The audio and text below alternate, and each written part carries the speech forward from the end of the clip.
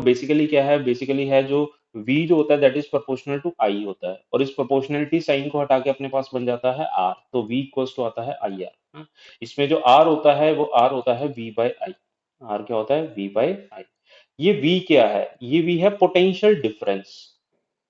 Difference है, potential difference across resistor, across resistor, है ना। और I क्या है, current, current flowing through the resistor. जैसे मुझे बताओ, ये अपने पास एक रजिस्टर है, ठीक है आर ना, इसका ये पॉइंट ए है और ये पॉइंट बी ना, और हम बोल रहे हैं कि इस रजिस्टर में ना करंट फ्लो कर रहा है, इस रजिस्टर में से करंट फ्लो कर रहा है from A to B, current flow कर रहा है फ्रॉम ए टू बी। तो करंट जो फ्लो करता है वो हाई पोटेंशियल से लो पोटेंशियल करता है। दैट मीन्स कि ए वाला जो पॉइंट है वो हाई पोटेंशियल पे और बी वाला पॉइंट है वो लो पोटेंशियल पे है। हाई को मैं पॉजिटिव से शो करता हूँ और लो को मैं नेगेटिव से शो करता हूँ ना। तो बेसिकली जो इनके बीच का पोटेंशियल डिफरेंस है उसको हम लिखते हैं डेल्टा वी ना। और डेल्टा वी यहाँ पे क्या है, डेल्टा वी है V A minus V B. Delta V क्या है, V A minus V B. यानी अगर तुम यहाँ पे आर का सही फॉर्मूला लिखो तो आर का सही फॉर्मूला एक्चुअली में है डेल्टा वी बाई आई। यानी पोटेंशियल डिफरेंस लिखो डिवाइडेड बाय करंट लिख दो, है ना। पोटेंशियल डिफरेंस किसके अक्रॉस, इस रजिस्टर के अक्रॉस, ठीक है ना। ओके। अच्छा, ये जो रेजिस्टेंस है ना, ये जो रेजिस्टेंस है, अगर सबसे पहले तुम्हें बता देता हूँ कि अपने पास ना दो टाइप के मटेरियल होते हैं। एक तो होते हैं ओमिक मटेरियल। ओमिक मटेरियल वो मटेरियल होते हैं जो ओम्स लॉ को फॉलो करते हैं। The material which follows Ohm's law, which follows Ohm's law. और ओम्स लॉ को फॉलो करते हैं मतलब उन मटेरियल्स के लिए जो वी और आई के बीच में जो ग्राफ बनता है वो बनता है स्ट्रेट लाइन। उन मटेरियल्स के लिए वी आई ग्राफ कैसा बनता है, स्ट्रेट लाइन, और वो ओम्स लॉ को फॉलो करते हैं ना। अच्छा, ऐसे कौन से मटेरियल होते हैं, एग्जांपल्स अगर हमसे पूछे तो हम बोलेंगे मेटल्स। कौन से मटेरियल है, मेटल्स या कंडक्टर। मेटल या कंडक्टर के लिए जो अपने पास ग्राफ बनता है, तुम जानते हो ना वीआई ग्राफ, हमने एक्सपेरिमेंट भी किया था 12th क्लास में। वीआई ग्राफ जो बनता है वो क्या बनता है, स्ट्रेट लाइन बनता है ना। और ये स्ट्रेट लाइन बनता है, और इस लाइन की जो स्लोप होती है, इस वीआई ग्राफ की जो स्लोप होती है जिसको हम टेन थीटा बोलते हैं, वो स्लोप हमें बताती है रेजिस्टेंस। वो स्लोप हमें क्या बताती है, रेजिस्टेंस ना। अच्छा, अगर ये याद रखना, वीआई ग्राफ की स्लोप जो है वो तुम्हें रेजिस्टेंस बताती है, ठीक है। यानी एम जो है, स्लोप को एम से रिप्रेजेंट करते हैं, वो रेजिस्टेंस बताती है। अगर क्वेश्चन में कहीं पे भी आई वी ग्राफ आ जाए, आई वी ग्राफ, है ना, तो आई वी ग्राफ भी सेम ऐसे ही बनता है। बट आई वी ग्राफ की जो स्लोप होती है वो तुम्हें बताती है वन बाय रेजिस्टेंस, यानी रेजिस्टेंस का इनवर्स। वीआई ग्राफ की स्लोप तो बताती है रेजिस्टेंस, और अगर मैं एक्सिस को चेंज कर दूं, देखो मैंने एक्स एक्सिस पे तो वी लिख दिया और वाई एक्सिस पे आई लिख दिया, तो उसकी जो स्लोप बताएगी वो क्या बताएगी, वन बाय रेजिस्टेंस, ठीक है ना। जैसे मुझे पहले यहां तक लिखा, है ना, जैसे मैं इसको हटा रहा हूं, मुझे बताओ जरा, मान लो ये दो ग्राफ आ गए,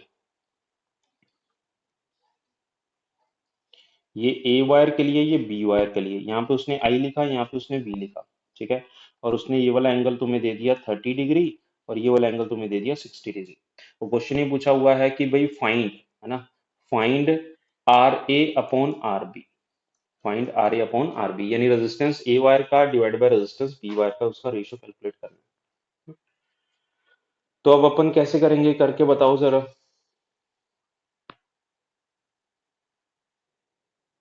देखो, अपने को क्या करना है, अपने को सिर्फ स्लोप कैलकुलेट करनी है ना।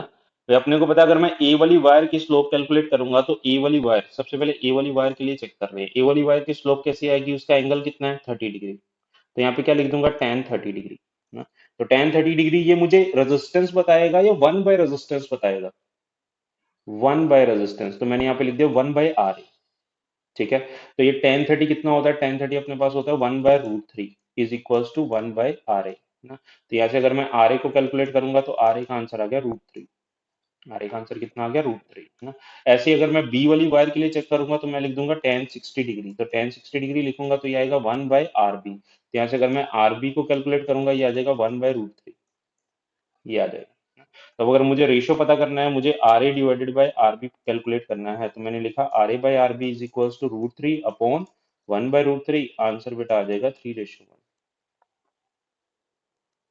ठीक है। मतलब ये याद रखना है कि आई वी ग्राफ, यहाँ पे चेक कर लेना कि आई वी ग्राफ गिवन है या वी आई ग्राफ गिवन है,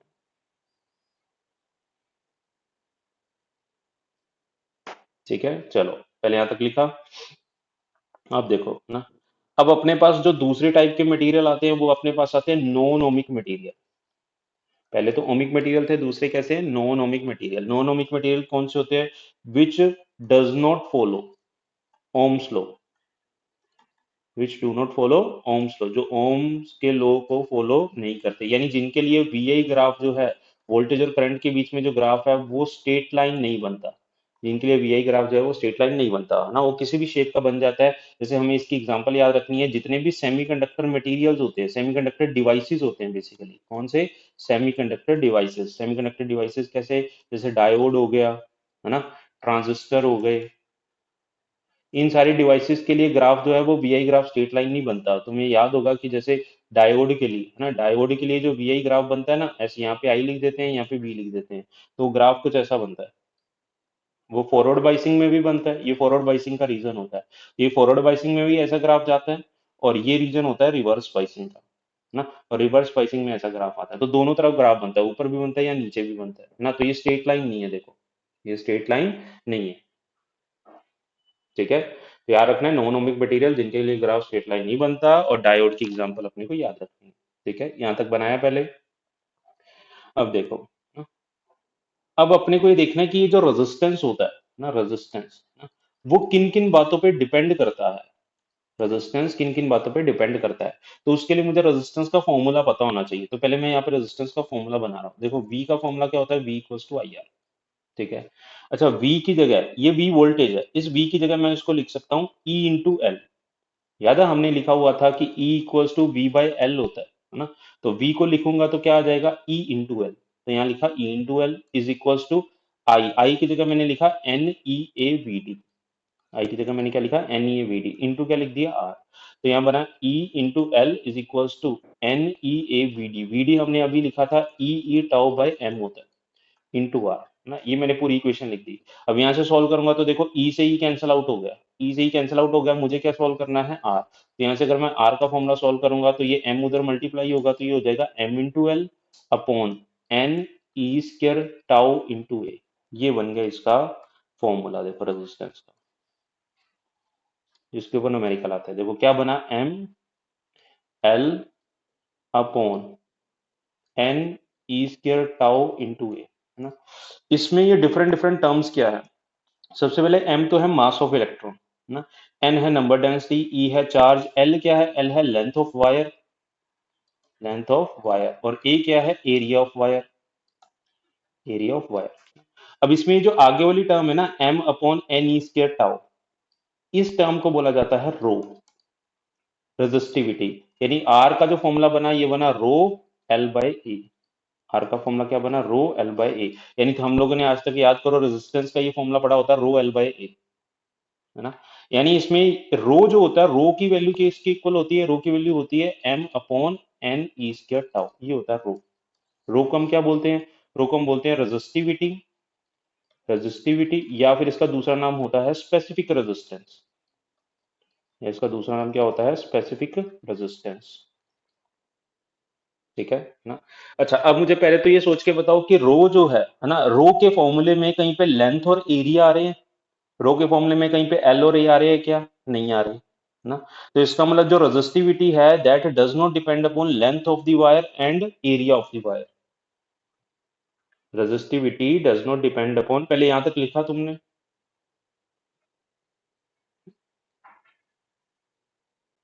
है ना। अब इसके नीचे इंपॉर्टेंट पॉइंट बना के लिखो, resistivity does not depend upon, resistivity does not depend upon length of the wire and area of the wire, length of the wire, area of the wire, है ना। नेक्स्ट पॉइंट में लिखो, it depends upon, it depends upon nature of material, nature of material and temperature, and temperature।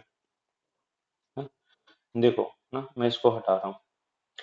देखो बहुत ही important है, resistivity का formula है m upon n ई square tau. इसके फॉर्मूले में कहीं पे लेंथ और एरिया नहीं आती, इसका मतलब रेजिस्टिविटी एक वायर के डायमेंशंस पे, एक वायर के डायमेंशंस पे या उसकी ज्योमेट्री पे डिपेंड नहीं करती है ना। यानी मैं बोलूंगा कि अपने पास एक वायर है जिसकी रेजिस्टिविटी है रो, तो अगर मैं इस वायर को कट कर दूं, अगर मैं इस वायर को कट कर दूं तो उसकी रेजिस्टिविटी सेम रहेगी या चेंज हो जाएगी? अगर एक वायर को कट कर देंगे तो उसकी रेजिस्टिविटी सेम रहेगी या चेंज हो जाएगी? सेम रहेगी, क्योंकि वो डायमेंशंस पे तो डिपेंड करती नहीं, वो वायर की ज्योमेट्री पे डिपेंड नहीं करती ना। अच्छा वो किस बात पे डिपेंड करती है? वो डिपेंड करती है नेचर ऑफ मटेरियल और टेम्परेचर, है ना। किस पे डिपेंड करती है? Nature of material and temperature, ठीक है। अच्छा, अब अगर बात करें है ना रेजिस्टिविटी की यूनिट की, तो बेटा रो जो है हमने अभी भी क्या लिखा था, R equal to rho L by A होता है, तो यहाँ से रो की वैल्यू लिखूंगा तो ये आ जाएगा आर ए बाई एल ना। तो आर होता है ओम, और यहाँ पे बनेगा ओम इंटू मीटर। रो की यूनिट क्या बन जाएंगे? ओम इंटू मीटर, ठीक है। अच्छा, अब इसी में थोड़ी और टर्म भी देख लेते हैं। अपने पास एक टर्म होती है कंडक्टिविटी, कंडक्टिविटी है ना। कंडक्टिविटी को हम सिग्मा से रिप्रेजेंट करते हैं। कंडक्टिविटी बेसिकली क्या होती है? वन बाय रो, रो का उल्टा होता है। कंडक्टिविटी क्या होती है? वन बाय रो, रो का उल्टा, one by resistivity is known as conductivity. और अगर मैं सिग्मा के यूनिट लिखूंगा तो सिग्मा के यूनिट आ जाएंगे, देखो वन बाय रो है यानी ये आ जाएंगे ohm inverse into metre inverse.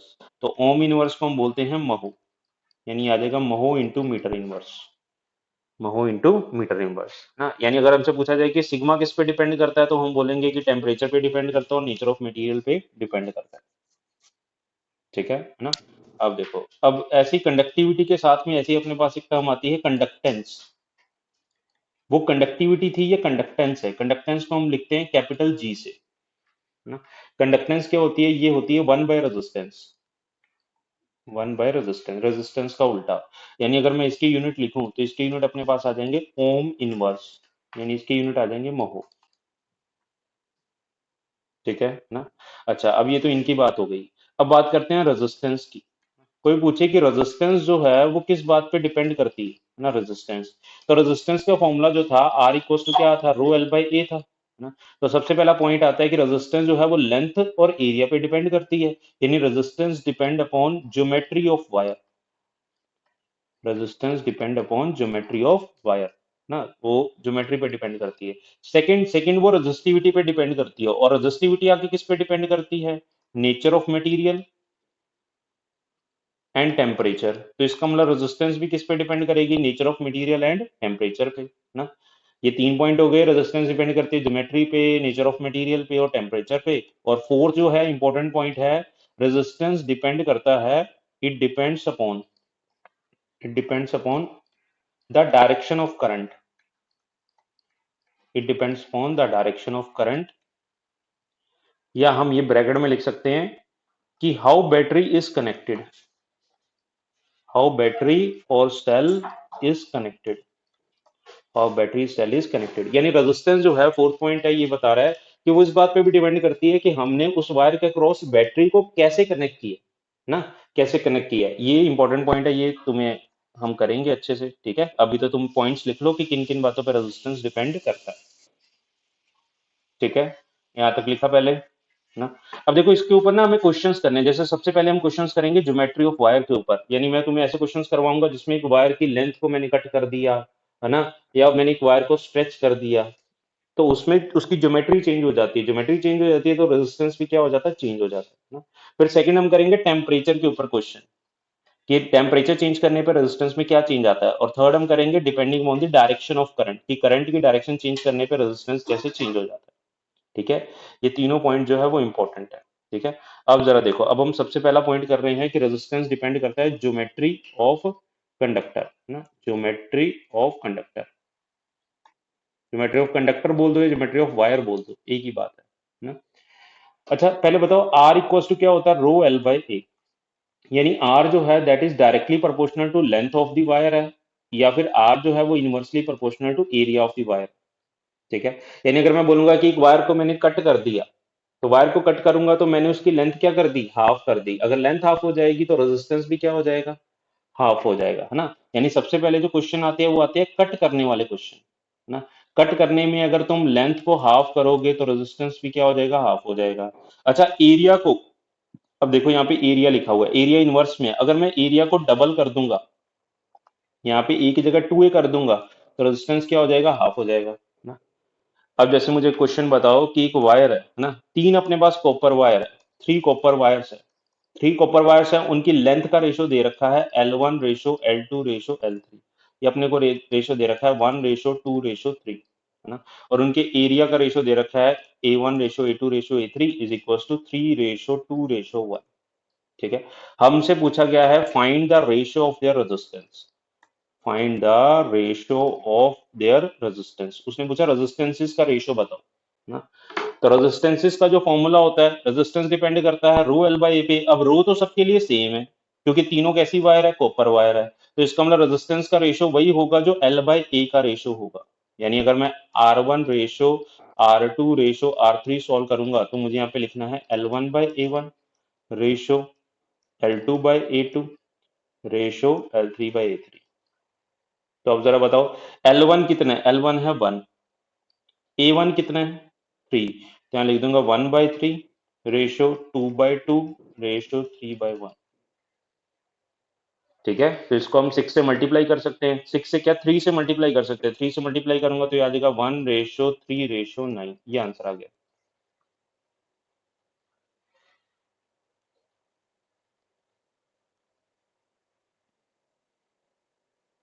3/9, मैंने इसको 3 से मल्टीप्लाई कर दिया ना पूरे को।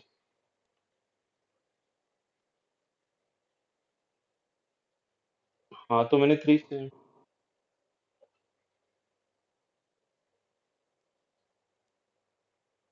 ठीक है। हाँ यहाँ तक लिखा पहले। अब देखो, अब इसी क्वेश्चन को मैं थोड़ा सा टफ कैसे बनाऊंगा या थोड़ा सा अच्छा क्वेश्चन कैसे बनाऊंगा ना। मैंने क्वेश्चन ये दिया कि अपने पास तीन कॉपर वायर है, we have three copper wires and their lengths are in the ratio L1 ratio L2 ratio L3 अपने पास है 1 रेशो 2 रेशो 3 ना, and their masses are in the ratio M1 ratio M2 ratio M3 given दे रखा है 3 ratio 2 ratio 1, है ना।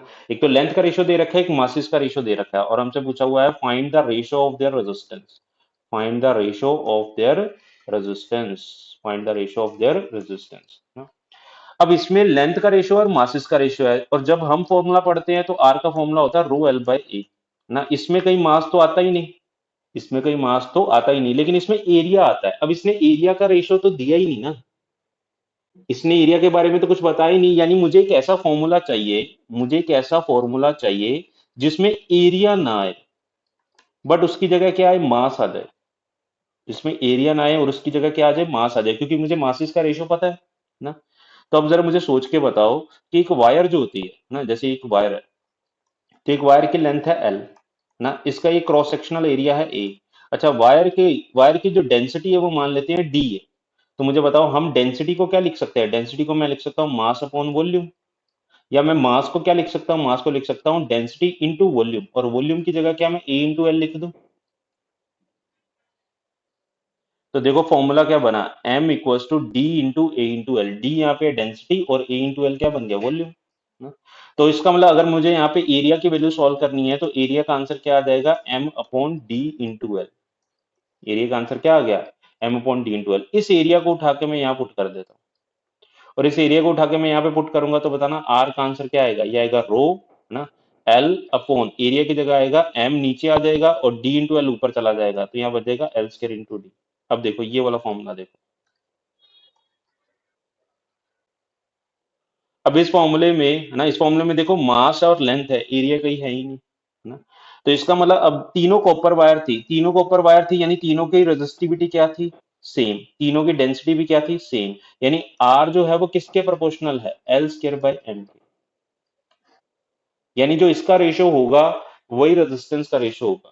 यानी अगर मैं आज रेजिस्टेंस का रेशो लिखूं R1 ratio R2 ratio R3, तो मैं यहाँ पे लिखूंगा L1 का square upon M1 ratio L2 का square upon M2 ratio L3 का स्क्वायर अपॉन M3। तुम ये पॉइंट समझ रहे हो कैसे लिख रहा हूं ना। तो अब जरा मुझे बस बता दो इसमें L1 का स्क्वायर, L1 कितना है इसमें 1, तो यहाँ लिख दूंगा 1 1 का स्क्वायर 1/3 रेशियो आगे क्या लिखूं? 4/2 रेशियो 9/1। ठीक है, बस अब इसमें इसको मल्टीप्लाई कर दो। 2 से मल्टीप्लाई करो, 2 से मल्टी सॉरी 3 से मल्टीप्लाई करो, 3 से मल्टीप्लाई करोगे तो 1 रेशियो, ये आंसर है। यहां तक बात पता लगी? ये फॉर्मूला याद रखना है, ठीक है ना।